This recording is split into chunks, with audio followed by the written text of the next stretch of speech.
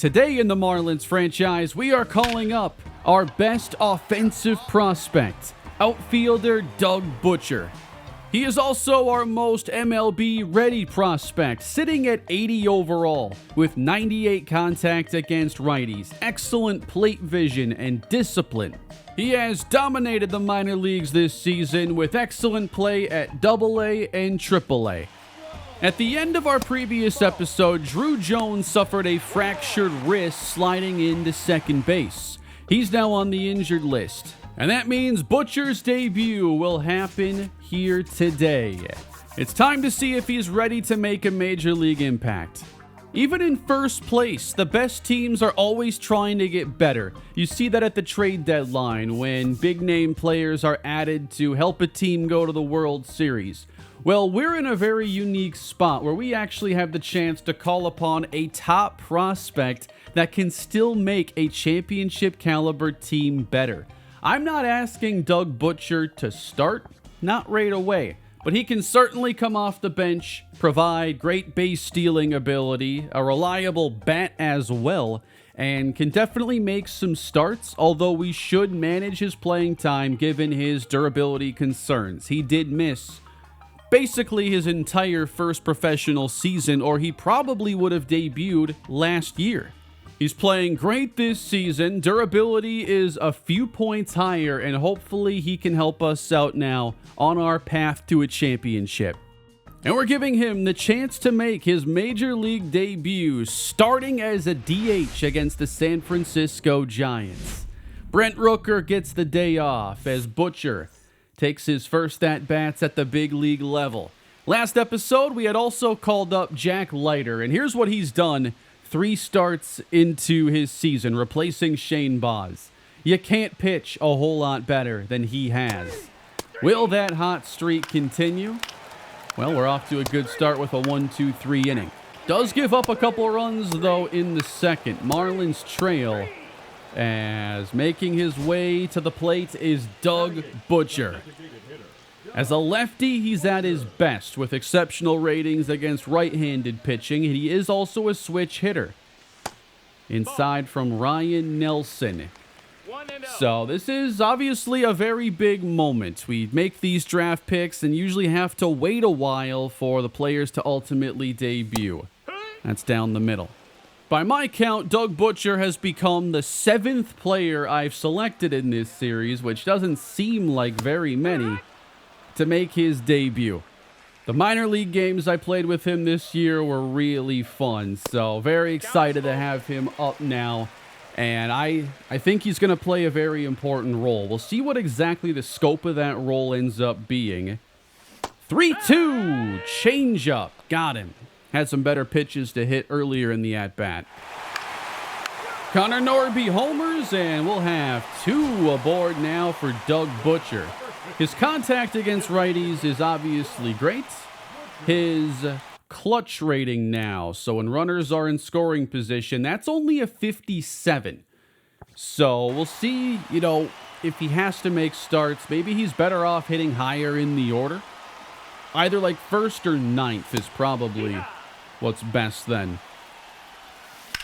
On the ground, up the middle, out at second, and Butcher is doubled up. And now 0 for 2. Jack Leiter just finished off his 6th inning of 2-run ball. And Brian Ariano relieves him, make it 4 very quality starts for Leiter this year. But we need some runs, and now as a righty, where Butcher's ratings are a bit lower, he faces Eric Miller. There we go, got aggressive, but too early. And he gets hit. Slider ran too far inside, so he's on the base paths now. And he is a really good stolen base threat. Johnny Grieve takes a strike. I think they were wanting us to take off there. Okay. Butcher goes. Johnny takes, and Doug Butcher has stolen his first big league base. And Johnny walks as we try to put together a little rally here late in the game. Top of the order. So Butcher was the number 99 ranked MLB prospect and our number 9. Now his potential is an 84. That's what keeps his ranking a little bit lower because there are many, players with higher potential, but a lot of those players are not really going to reach it. So I don't really just look at just the potential rating. I look at him already being an 80 with, a skill you can lean on early with his contact. Oh, that's going to be a rookie mistake is what we call that one. I guess there's a reason they were taking him back to second automatically. All right, we are stringing some hits together. 4 have reached in the inning, and Doug Butcher now has the bases loaded. Let's see if we can make up for that little double play mishap. Butcher on a line drive, another double play. He has been involved in 3 of them. That the most unlucky. He can make some great contact, though. I think we're going to see a pretty good deal of power just based on the bit of playing time I've seen at double, triple, and now the major leagues. The contact is there. The exit velocity is there. But we do not win in his debut. 5-2. We lose again to San Francisco. We'll, of course, have Brent Rooker back out there. I just wanted to get Butcher his debut, and an off day never hurts. I do want Josh Lowe hitting a bit higher, though. He's really proven himself well this season. He's going to go from 8th up to 6th, as we'll have Joe Brown now probably hitting 8th or 9th. Another option we have is to get Butcher occasional starts as a righty against lefty pitching, and it would make a lot of sense given Josh Lowe has always struggled there. It's just I really want to be careful managing his playing time. And let's take a look here at who is actually hitting lefties well or poorly. So Logan O'Hoppe, Xavier Edwards, Johnny Grieve, Connor Norby, all hitting lefties over 300. Then you've got Hank Holder, Marcelo Meyer doing a good job, 6 for 21. Honestly, most players are at least hitting at an adequate level. It's just Josh Lowe who isn't. It's not often we've lost 3 games in a row this season. That's how the month of June opens. 1 combined run for us, first 2 games in Colorado. That is very surprising, and actually we're on the verge of being swept by the Rockies. Unless we can do something about it. Aaron Jackson is playing today, 1 for 16. Think he's kind of fighting to stay on this 26-man roster. We have not really seen much from him this year. And Jackson strikes out on the slider. Playoff predictions are down below. They now have us as a 97-win team. 2nd seed in the NL. Would be a pretty successful season. Hey, Doug Butcher got a start here, and he does have his first major league hit. So he's 2 for 8, has a double here in this game. And I really didn't want that one to connect, but he's going to reach on what looks to be an E6. Oh, a base hit. Generous. You give 4 outs to a team like this, though, you usually end up paying for it. Popped up by Hank Holder, just a little bit off. And the Rockies, too, they're trying to sweep us in Miami. This would be a shock. Bottom of the 5th inning, and Evan Carter just out in front of one. Now 18 home runs on the season. That leads the team. 3 straight misses. Make it 4. 2 on, 1 gone in the 5th. Joe Brown is hitting .232 with a .670 OPS. Has been trending in the right direction, however. Thought we had it, and way ahead of the splitter. Chasing out of the zone. Kind of emptying the bench, it looks like here. Marcelo Meyer's even getting some playing time today, and the inning is left to him. Pitcher does have 5 walks already. Command hasn't been his strongest skill, and that ball is crushed. Marcelo Meyer into the upper deck, and the Marlins have taken the lead. 3-run homer. and just his second on the year. We had him on the ropes there. 5 walks, low energy. It just takes one good pitch to spoil the start. And there it is. Can't let the Rockies sweep us. Now trying to protect this lead created by Marcelo Meyer. Edwin Uceda in a 5-3 ball game. Uceda was our big off-season reliever addition. And he has enjoyed a pretty solid year. He's given up 2 homers in 30.1 innings, 17 holds. Does have a couple blown saves on the year, but I like the numbers. Strikeout rate's just a little bit down. Isn't that wild down below? Connor Norby is top 3 in batting average here in the National League. Ground ball, Aaron Jackson. You might want to go check your itinerary. Should have ended the inning. Jackson's going to have another chance here and does deliver a good throw, but 1 down. I mean, it wouldn't have likely ended the inning, but we should have picked up 2 outs for sure. And Uceda now struggling to find the zone at the wrong time. Got it full though. 3-2 missing, and the bases are loaded. And we're calling on one of our top relievers to clean up this mess. It is Kenny Norris. Last year, he was down at AAA, not really on my radar. And now he's getting some big spots and gives up a line drive to right. Butcher fires home. The defense would be a work in progress. It's not his strength, and given his potential, it's probably not going to be. But a base hit makes it 5-4. And here's Walter Zhu, who was a 2025 draft pick in this series of the Pittsburgh Pirates, first rounder. Ended up here in Colorado. I don't know what trade brought him to the Rockies. But he's trying to tie this game. 2 strikes from Norris. Just off the outside edge. We really want a big swing and miss here. 2-2 curve. Not a very good one. So we're going to have to just see if that fastball can get it done. I like the pitch inside. Oftentimes they'll get jammed or they line it to center and the Rockies will take the lead. 2 hits off of Norris in a 6-5 ball game. Taking off now and a stolen base. The Rockies are rolling here. I don't think these are the same Rockies from the start of the franchise. Like, this is definitely a better organization now. I don't know their record. We'll check after this. But Nolan Gorman. And that's taken off the plate. Another walk. Why are outs so tough to come by right now? You know whose strikeout numbers are the best of who's remaining? Brian Ariano. We're going to call on a rookie reliever. Ariano has a 28.4% strikeout rate.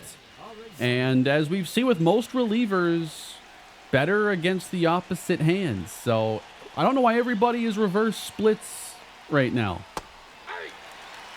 But that's why we're going to him.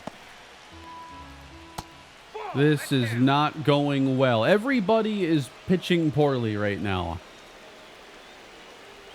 Just ground a fastball somewhere. Can't even hit a strike. And now we can't call a strike. That's on the ump. This is the most frustrating inning I have had in a while. Just hit a grand slam already and get me out of here. Grounded. Jackson on to second. Can't get to.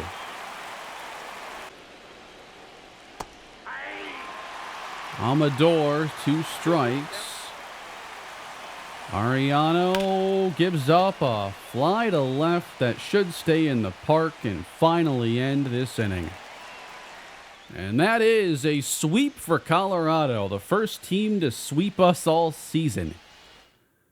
Tell me the Rockies are much better now, please. They didn't even charge Aaron Jackson for an error on that one misplay, but that might be just one play too many. And I think that we're going to be probably sending him down. Aaron Jackson has been optioned, and we are going to bring back P.J. Morlando to the big league roster. It's actually 6 straight losses, and we had gotten swept by San Francisco. Back-to-back sweeps. And those were all at home. Just a shocking stretch, but still, we haven't seen anybody really close the gap in the division. That was an opportunity we just gave them, and the Mets are still 5 back. So trying to end the skid, we take on Tampa Bay. And the Marlins do win 8-7. Back on track with 2 Xavier Edwards home runs and a double. Jack Leiter doesn't have a great outing, but we find a way.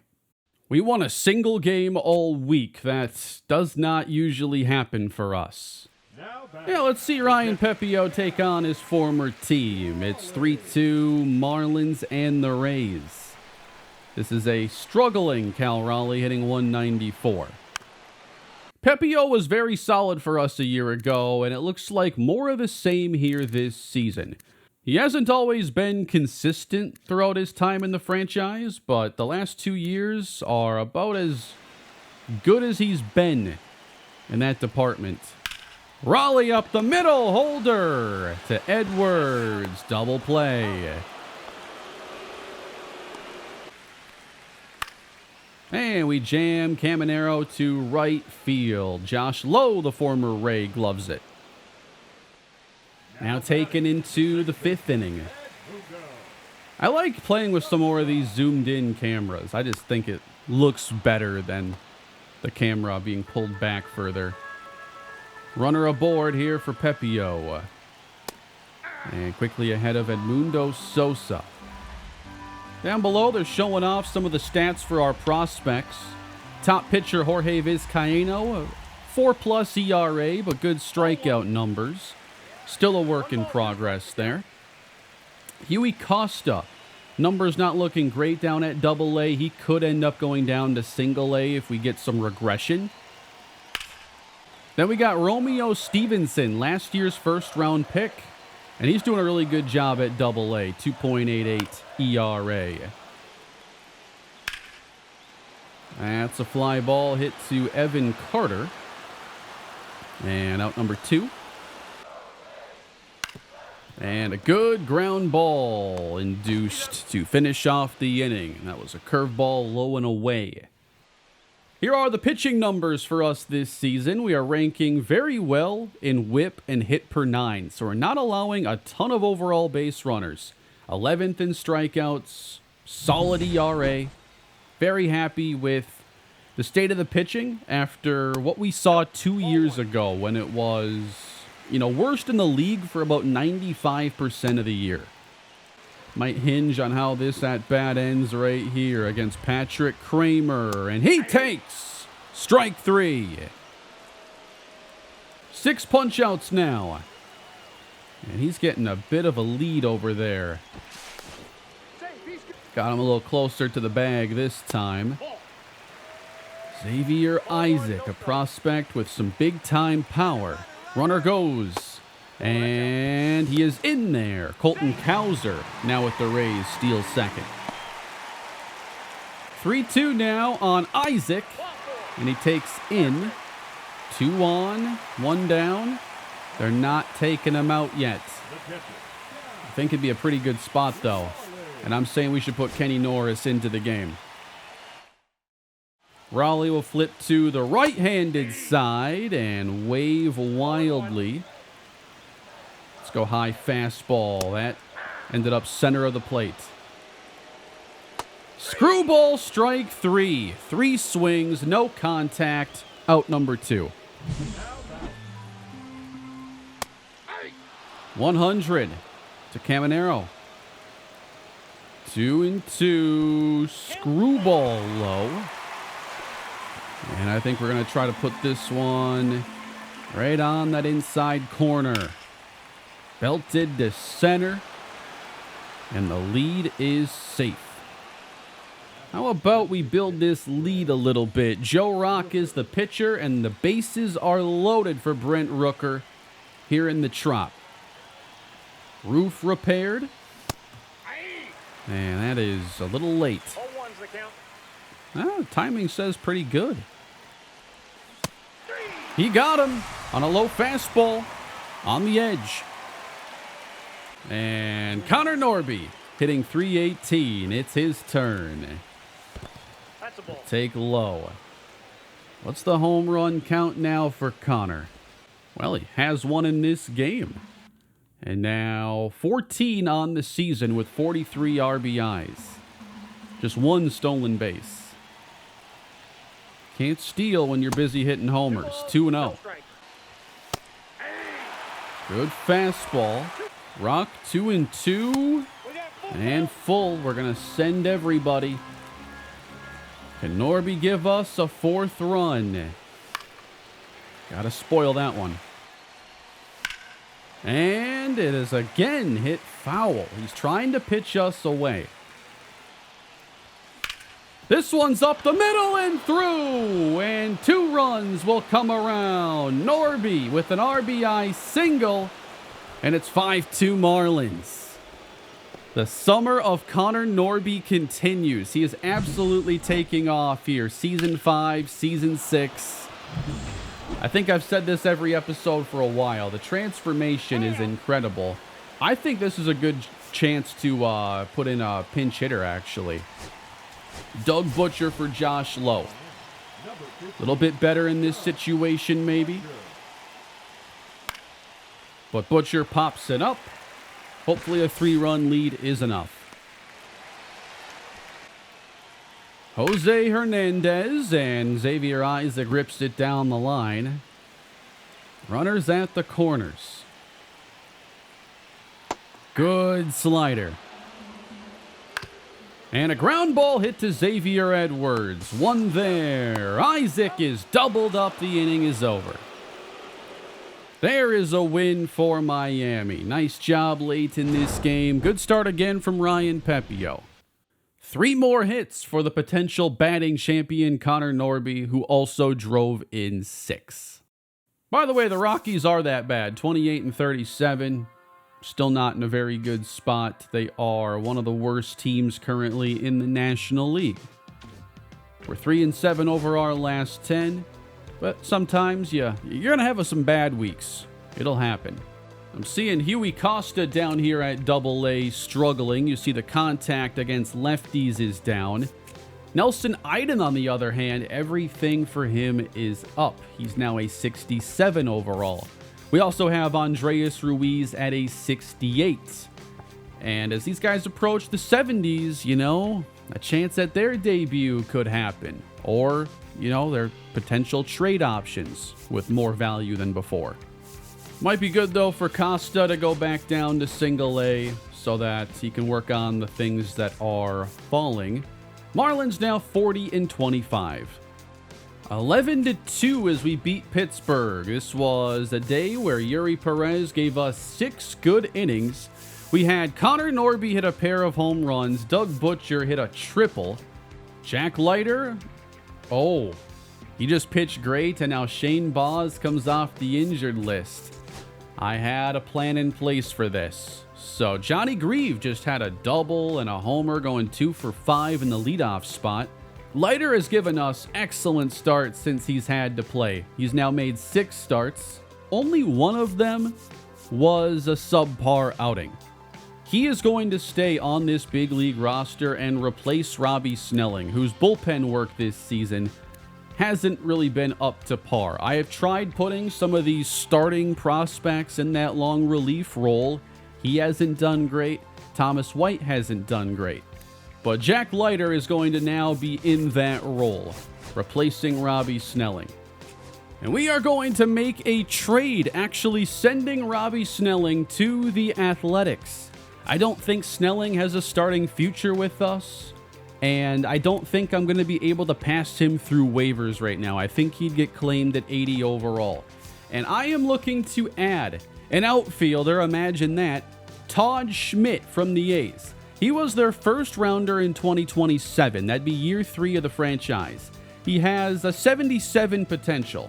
He plays okay defense with a strong arm, has good speed and base stealing ability, and has some power.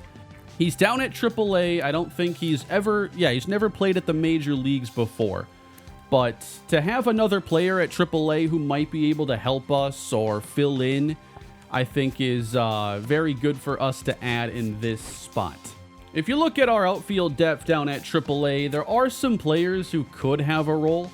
Barry Hicks has the high contact and decent speed approach, but I think Schmidt would be more likely to actually stick on a roster if he can play some okay defense, get that a little bit better, but then have the ability to give you some home run power with speed.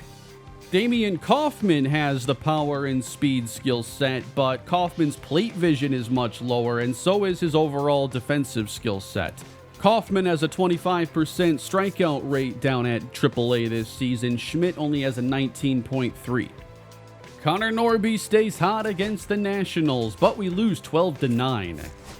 Haven't lost too many quite like this, where we hit 8 extra base hits, but Kyle Harrison got rocked. It is certainly not looking like a great month of June. Now we got swept by the Nationals. We have been swept 3 times in June, but we're starting to turn things around against the Phillies. Logan O'Hoppe is hitting .247 with 9 homers on this season. Decent numbers. Scoreless in the 4th against Aaron Nola. That one gets crushed to deep center field, but it is run down. Trying to move up, that is Brent Rooker. A little aggressive, but we get there. Down below, we got the numbers on the Rockies' top prospect. Emilio De Jesus was like an 80 overall. I think a generational outfielder they drafted last season. He should make a debut pretty soon. See if that can boost the Rockies overall. I was going to try to trade Snelling there. At this point, I just want to see how many weird situations I can put players in where they leave and still have success. Imagine Robbie Snelling figuring it out in Colorado. But they didn't have a trade package I liked as much as I liked adding Todd Schmidt. Out in front of the curve is Joe Brown, average sitting at .230. Got him. High changeup. Sometimes pitches just look strange when they miss and end up in a spot that you're not used to seeing. Scoreless going into the 6th inning. A bounce-back start. Why is Jackson Merrill a Philly? Yeah, it's weird where players end up going here in the franchise. To be fair, though, a lot of these players have hit free agency. And in the case of Merrill, they'll get really big contracts. I don't know if he was actually traded. 2-on, lined in front of Norby and down. And Philadelphia will get the first run on the board. Carter chasing into the gap. Harrison going 6, only giving up 1 is winning baseball. If you can score, which we are struggling to do. 1 hit, 5 walks. Here is Josh Lowe leading off the home half of the 7th, hitting .286. A lot of home games today, and we are not putting on a good show for the home fans. Look at the sparse crowd. They are not liking our play in June. I can't blame them. All right. I don't know why that one was so tough. Strike 3. Logan O'Hoppe belted to right center. A second hit for the Marlins. 106 off the bat. And a runner in scoring position. I really need a good swing with Joe Brown. It's been a while, and it'll continue to be a wait. I've swung okay with Marcelo Meyer, though, lately, so I'm okay with him having this chance. Got a lefty in there. At the knees, strike 1. Up the middle, rolling through. And this game could be tied. O'Hoppe is safe. 1 apiece. Clutch hitting again from Marcelo Meyer. That's Griffin Jacks. 2027 reliever of the year. And Johnny Grieve. Haven't hit with Johnny today. A sweeper low, they call it. 255 average. He has stolen 15 bases this season. So far, the best regular season we've seen from Johnny in this series. Back up the middle. That's a base hit. 3 in the inning now for Miami. And the inning extended for Hank Holder, whose average is just 253. Hank, what are the numbers on the season? I'm seeing 8 homers, 27 RBIs. This is a big drop-off from last season. I think Hank is more of a second-half player, but we're close to the All-Star break, or we're like a month away. Just 1.0 WAR. So I don't think that first All-Star bid is going to happen, and I don't think he's going to be in that MVP race. 2 on, 2 down against Jax. Just hoping for a sweeper that he completely misses. Not one that he completely nails. Wow. Some filth there from Griffin Jax to end the inning.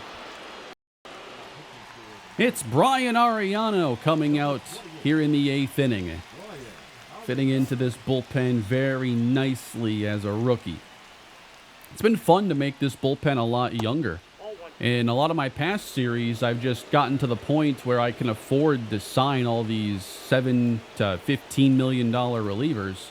It's nice to have some more homegrown prospects as Lowe fields it on a bounce. And if I have it my way, we'll be adding a couple more intriguing relievers to the system with this upcoming draft. I've been scouting a lot of college pitchers between like 19 and 21 years old. Looking for more players that could quickly help us out, fill in for injury, and continue to keep this bullpen solid. Wow, the Nationals 2.5 back. Yeah, they just had a great series against us with the sweep. So that's as close the standings have been here today. That's a really good curveball. How is Bryce fighting that off? He's a wily old veteran now, hitting .230. They bat him 4th out of respect. Ground ball. Thankfully, he's not the same player he once was. Teams do that a lot. Even when it's clear a guy has dropped off, they still bat him way too high in the order. Base hit Rodolfo Castro. Another hit. They just keep coming. So let's go left on left here in this case. Milt Merrifield enters. Yep, 297 against lefties. I don't know. It just seems to be an MLB The Show thing. Jackson Merrill. Can't find a strike. Justin Crawford is on deck. Might have better luck here if we walk Merrill, but we'll pitch around him, see if we can find a way out of this. And he pokes it in front of Norby, and we're out of the inning. Good numbers on the season for Tristan Beck, who has more traditional splits. He's playing great against righties. Lefties having a little more success. Bottom of the 8th. Wow, I know I timed that one up. 12-6 and just missed it. And then just missed the fastball. Carter has the second best OPS in the National League, just in front of teammate Connor Norby. Beck 3-2. And Carter in the air left center field. Splitting the gap perfectly as it continues to fly. We're going to hold at second base. That didn't seem like it was going to be hit hard enough to get there. But he really just centered it between those two outfielders perfectly. Go ahead run at second base. And here's Brent Rooker. Rooker in the air now to right field. Deep carry, out of here, and gone. 2-run homer to opposite field. Another one that I didn't think was hit nearly well enough. You know, I thought that might be a good spot to bunt, but that's why you don't bunt with a MVP like Brent Rooker, even in that spot. Just a fastball. When I have 2 strikes there and I want to move the runner, I'm just really hoping I get something over the plate to put in play, and that we did. 3-1. Very lucky there. And now we get lucky as Connor Norby will reach. That was 102 off the bat, but it's still an E6. And Josh Lowe just connected. 112 off the bat and gone. 5-1 Miami. There's the power showing up again. 10 homers on the season for Lowe. Still nobody out, by the way. And the fun continues. Logano Hoppy with an inside-out swing. That will put him on second base. Marcelo Meyer hit deep to center field, and it is not run down. We get a very late break, and will attempt to score on it, and that was not a good idea. Johnny Grieve! What an inning for Miami. That will be extra bases. An RBI double.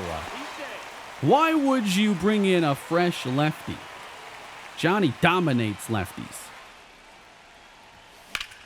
And Holder now in the air to left. In the park.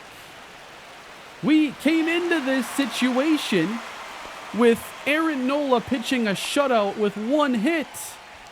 Everything has changed.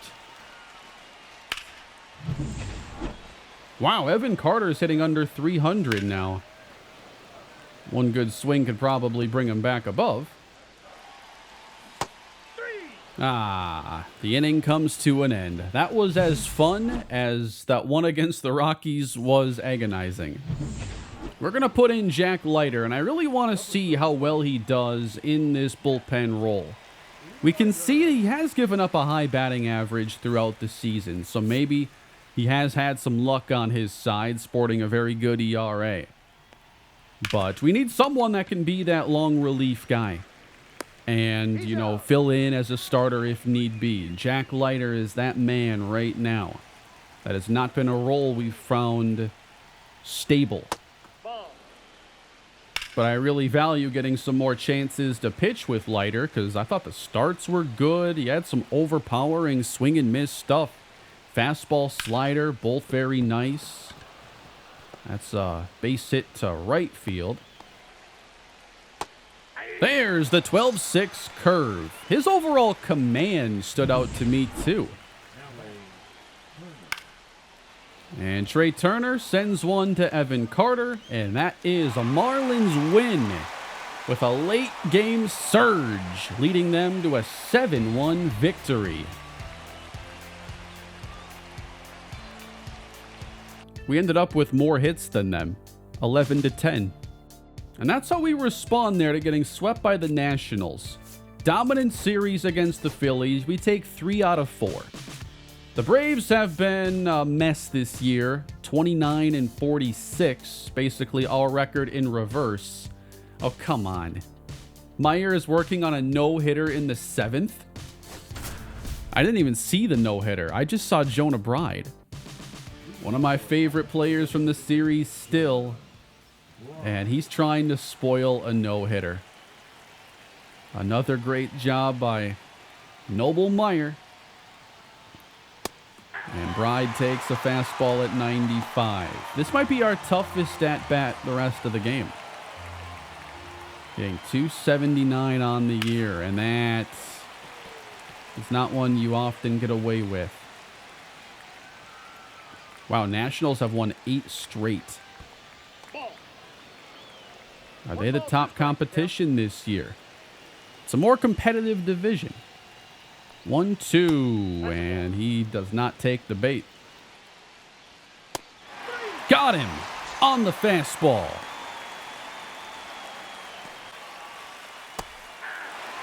Slider missed. And it's 0-2 now, Austin Riley. If I'm not mistaken, we have one no-hitter in the series. It was a critical situation. I'm pretty sure it was Sandy.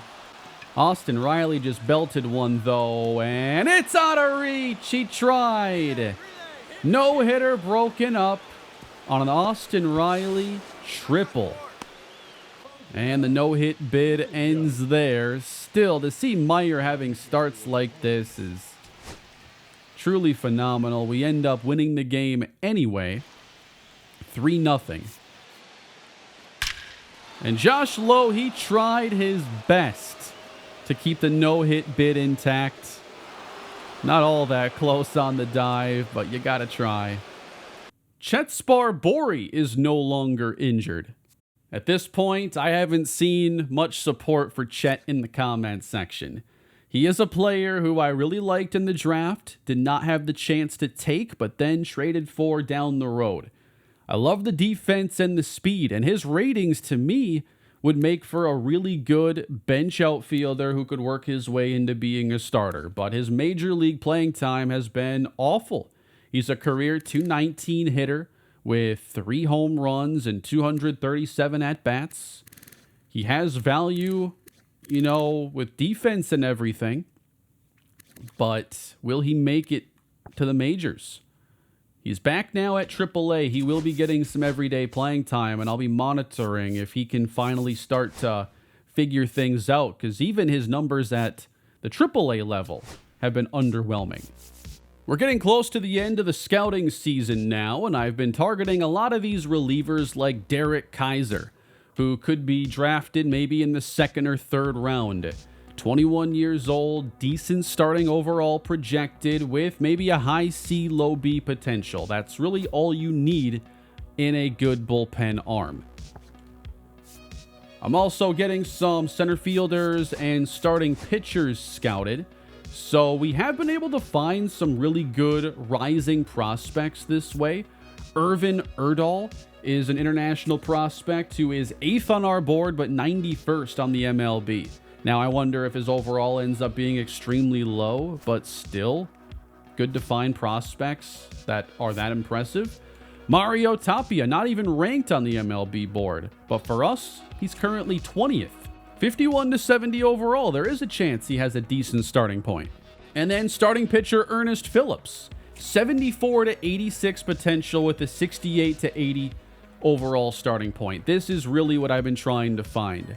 Phillips looks to have a really good skill set, I think, for early major league playing time too. He's not a high strikeout guy, but he prevents walks, and his hit per 9 should be good. So it's not just overall that needs to be in a good spot, but does the skill set as it is make sense, and does it have, you know, is it functional? Ernest Phillips' skill set is very functional. We got a riser here in center fielder Lawrence Dom, looking at 71 to 90 potential. 17th on the board. Alexis Sanchez, even higher potential. Probably a low starting overall. So not every pick is going to be a college player who can help us in the next couple of years, but I'm hoping that many of them, or at least some of them, are. Here's how tight the NL East is now. The Mets are a game and a half back. The Nationals 3. Both teams very hot over their last 10. Phillies and Braves falling out of the race a bit. Going for a series win now against the Braves, and Shane Baz is back. Jonah Bride, 2 on, nobody out. How many starts has he made? This is his 2nd since returning. So in the previous game, Baz had gone 7.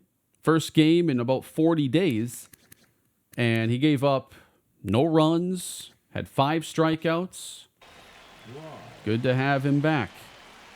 2 on now for Jonah Bride. Up the middle, a base hit, and a run should come around as Baz gives up his first.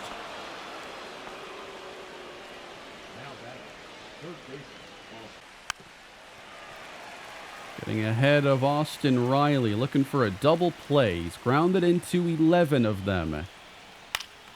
And hits it off of Baz. And we're not going to get anybody. Odell Williams. Here is one of their exciting draft picks in recent years. Like to see what he's become. So he's an 81 overall.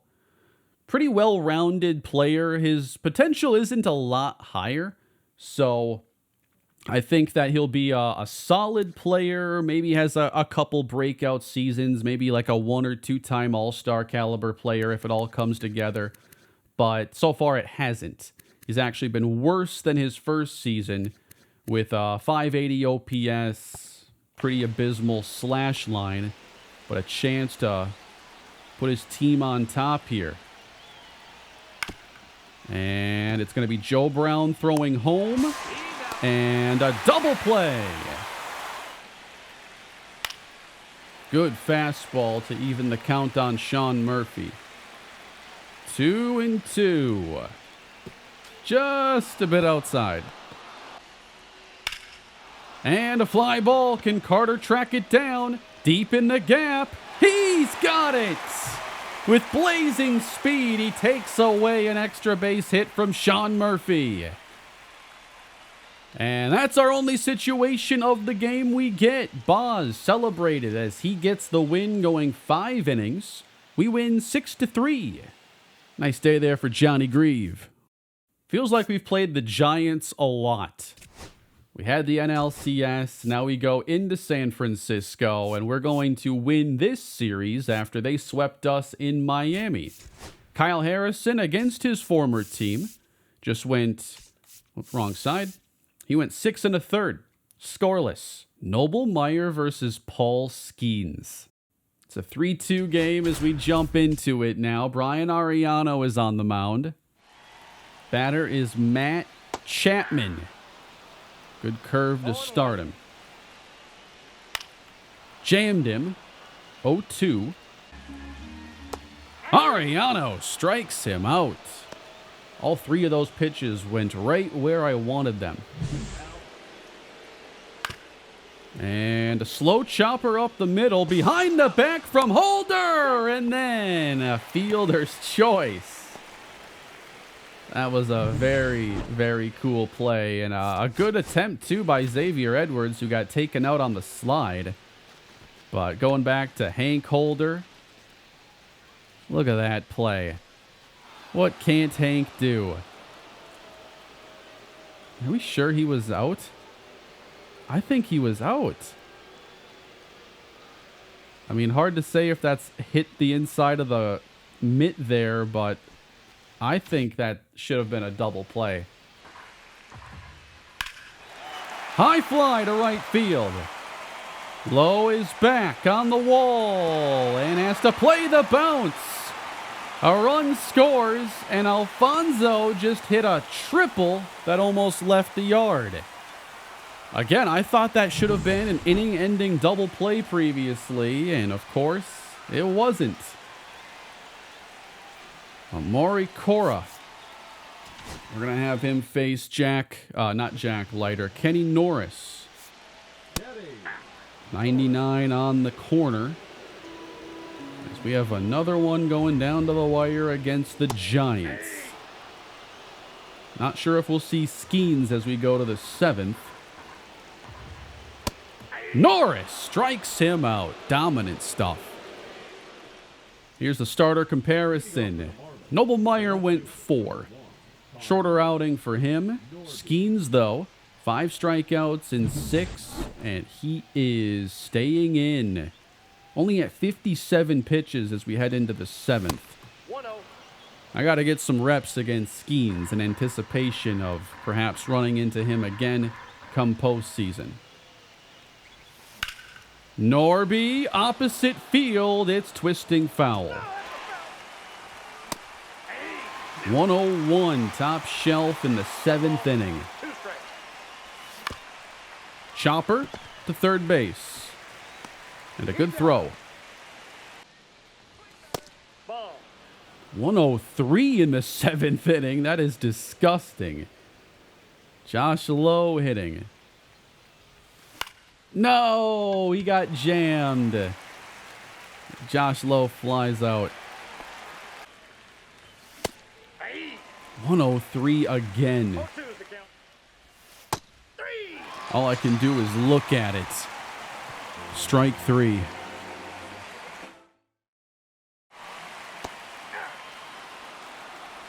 Screwball getting ahead of Seiya Suzuki. Didn't go at all where I wanted it to. Norris strikes him out. That was actually a well-located screwball that time. Adames 0-2. That is just off the inside corner. He's seen the fastball. And that was a good change. What are we doing here? Not calling that.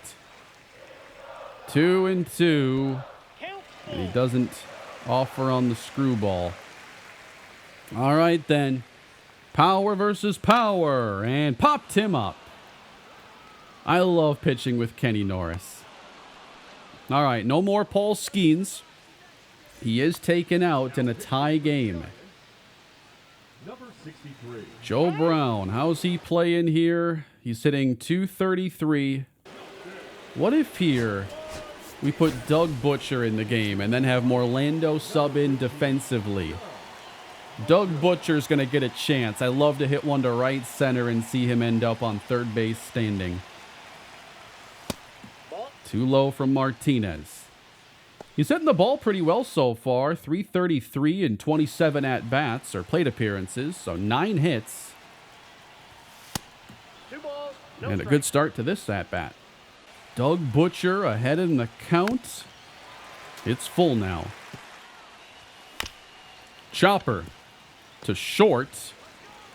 And he is retired. Johnny with a fly ball, but he didn't hit it that hard. 2 down. Why? 3-0 count.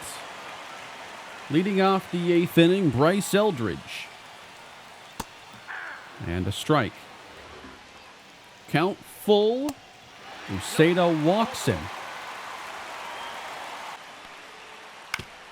Grounded. Morlando in the game makes the play, and Holder returns to get 2.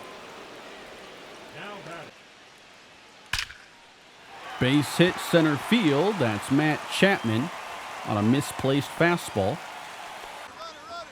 Chapman's going, and O'Hoppe throws him out at second base.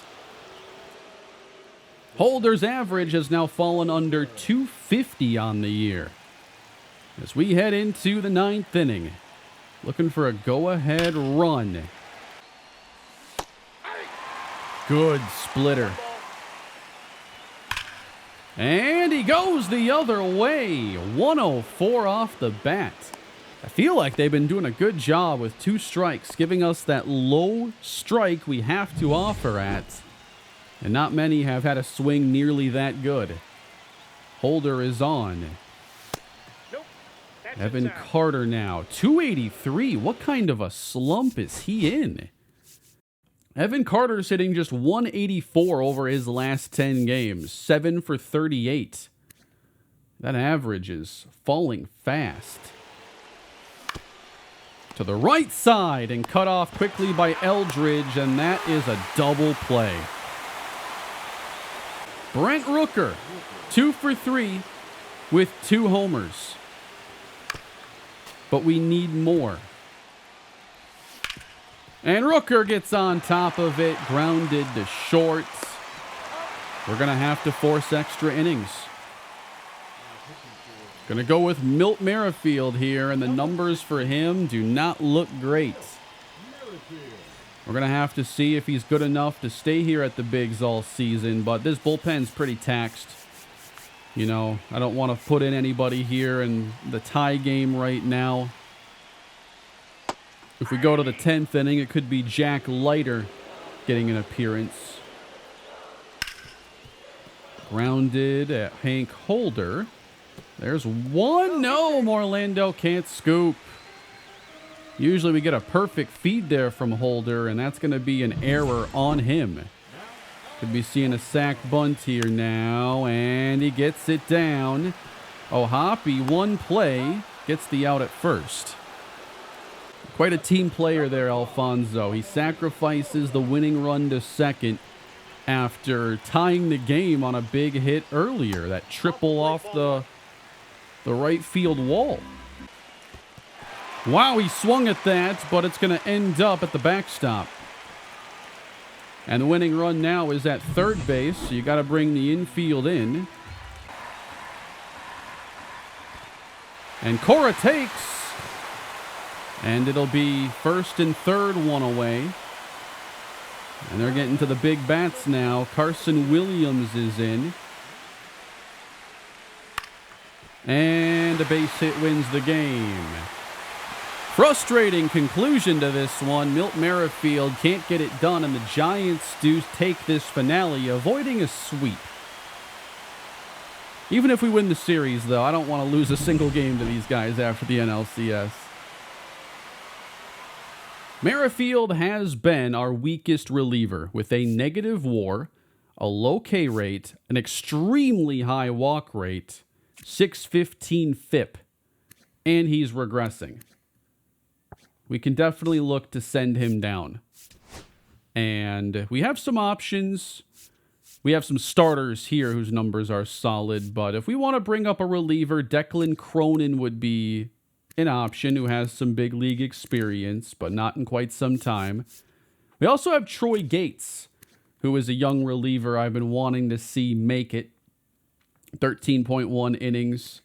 He probably would have been an option earlier this season had he not been hurt. Now, he's out of options. I don't think he'd be claimed if we had to send him down. But the numbers on Declan Cronin are a little bit better, and he has an option available. So we are going to send Milt Merrifield down. And Cronin, a 75 overall, will be added to the 40-man and brought back. Facing Zach Gallen, we beat the Diamondbacks 7-2. Carter and Lowe go yard. Yuri Perez 5 2/3. And we're going to end the game. Finishing out June, we'll play the entire month today. And it is going to be a player lock with Doug Butcher. That's how we started the day. Wanted to get a little bit more of him, though, into the episode against a very good Diamondbacks team. Wow, the Dodgers have won 15 consecutive games, apparently. I never check out these big league-wide headlines. Tim Herron saves 24th game, now tied for American League lead. Mackenzie Gore leads the AL in strikeouts. He's with the Angels. Brewers in first place of the NL Central. But let's get into the main action here. Doug Butcher. Got him starting in right as Josh Lowe could use the day off. Usually these Sunday games after a bunch of days in a row are good for backups to get out there. And Butcher makes the catch. So far, he's hitting .318, .964 OPS. I talked about him having the ratings to make a good, first impression. And that's what he's done. Got him on a curve. Good pitch. Kyle Harrison is the pitcher today. Butcher, a long run. He gets to it on the warning track. He might not have the best defensive ratings, but he still has speed to track down some of those difficult ones in the gap.